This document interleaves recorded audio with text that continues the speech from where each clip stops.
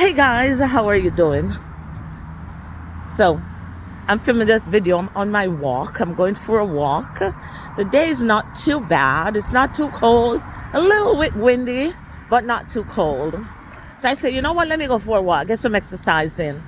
So guys, I wanted to do this video because a friend of mine called me and told me of what happened to him. He lives in the country, down in the country. And this guy is a hustler. He has kids in high school that he has to provide for. He has to give them lunch money. He has to pay school fee, buy uniform, whatever. And so this guy's a hustler. He sells things. He sells food. He sells clothing. He just hustles because he knows he's got children. He knows what he got to do. And he does it. Well, he was at his home yesterday. 7 gunmen roll up on him at home. Good thing he was there by himself. There was no one there with him. He was just by himself. And so that's the good thing, because I can only imagine if his sons were there, they would probably want to fight, or I don't know. It's just a good thing he was there alone. So what they did was they tied him up. Robbed him blind of everything. They even took his stock, his goods that he has to sell, all his money, everything they took.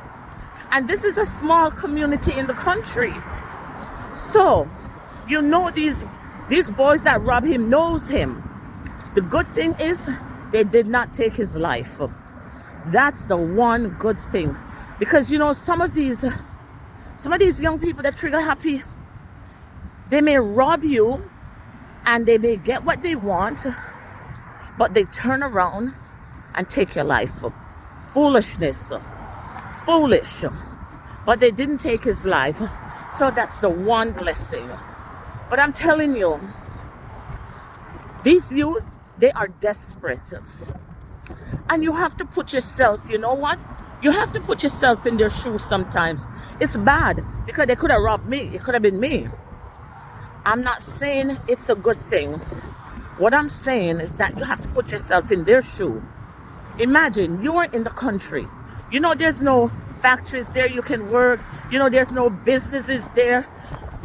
That's going to hire the amount of young people that's in a community. And these young youth, they're desperate. They need clothes, they need shoes, they need books, they need to go back to school, they need all kinds of stuff. They don't have it. Their parents are not working. Maybe one parent barely working or farming, and they can't provide for them. They don't know what to do. A lot of them are just desperate and don't know what to do. They're at their wits' end and they need help. And so the only thing they can sit up and conjure up is, man, we got to rob somebody. We got to get some money. We got to get some money to buy food, to get some clothes, to do something. And this is what it is. The crime is out of control. And it's because these youth don't have anything. They don't have nothing to do. They don't have money. They have nothing. And so they turn to a life of crime. And that is all that there is for them to do. And so I'm saying to the Prime Minister, what are the kids to do? You don't leave them with anything to do. You said that being poor should never be a reason for you to turn to crime. And that you, Mr. Prime Minister, grew up poor and you did not turn to crime. Well, I heard you said that your mother worked. Your mother had a half-decent job that could pay for your school, buy your school uniform, and give you books and stuff like that.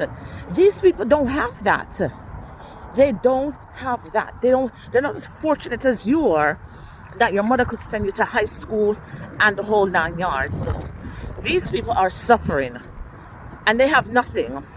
And that is why they have to turn to crime. So until you come up with a plan to help them and put them into something that they can support themselves, look after themselves, the crime is going to continue. But y'all don't care, because you know what? Y'all have your money and your children are not suffering. Your children are fine. They're at home in their rooms with their PlayStation and all their stuff, and they're going to school and they're fine.